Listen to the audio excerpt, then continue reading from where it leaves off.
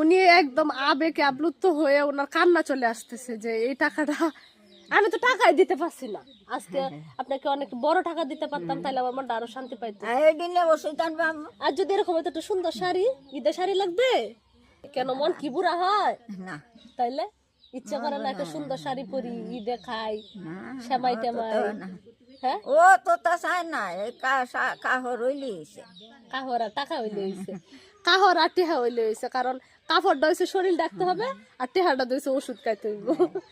এটাই এইটাই মানে ওদের চাহিদা হচ্ছে এটাই, মানে আমার এরকম বয়সে মানুষের চাহিদা হচ্ছে বেশি হয়। আমার কি কাজ থাকতে আসবে না, খাইলে বেলার আশা নেই, আমার এইরকম অবস্থা গেছে।